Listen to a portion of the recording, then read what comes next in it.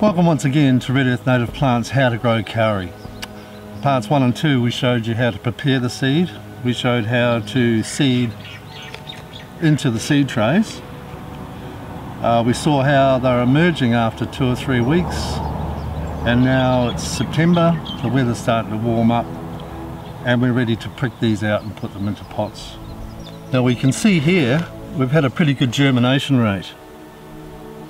These were planted the 3rd of March and there's very good coverage. A few gaps, but in general that's a very good germination rate for these.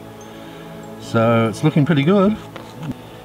Now before you start, it's best to make sure you've got everything you need.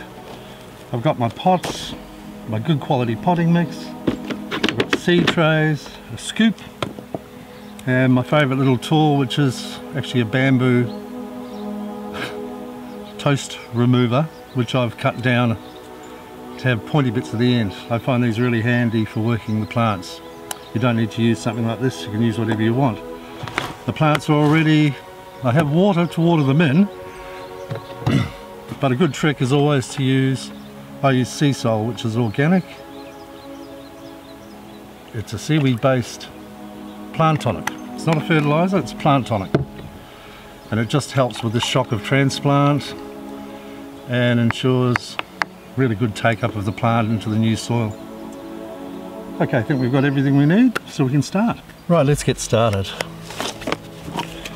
We don't fill the pot too much. We want to leave plenty of room in the pot for the plant and the roots.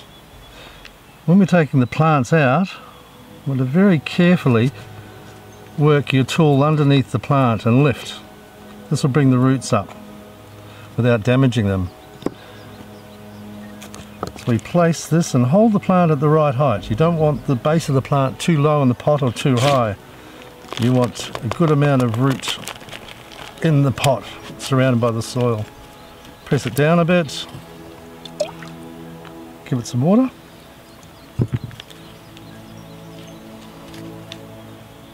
And then you have it, that's one. Let's have a look at some others.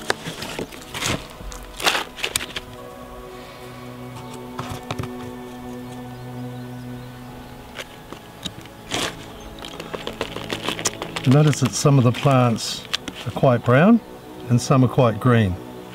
This doesn't mean that this one's dead or in trouble. It's generally just a response to the amount of light.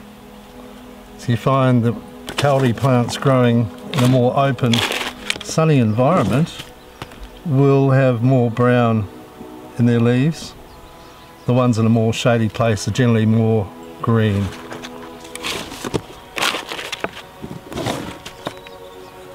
Try again. Lifting as we go. Some more good root development there. Nice strong leader, some good lateral roots. They've grown fairly well over the winter.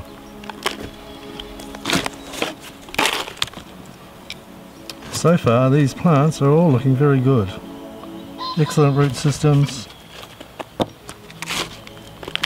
Very strong and healthy. So they've come through the winter very well, and it means we're going to have a very good crop of kauri.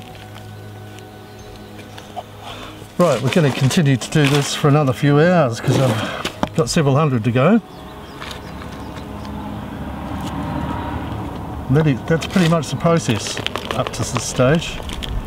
Right, I've done 300 or 400 now and I've still got a few hundred to go. But so far I'm pretty happy. Most of the plants have looked really good. Next time we have a look at these plants, the roots will be full in the pots, probably be February, March, somewhere around there, and I'll be able to pot them up into PV3 bags, which means they'll be right then for the winter, and we'll look at maybe potting them up again next year.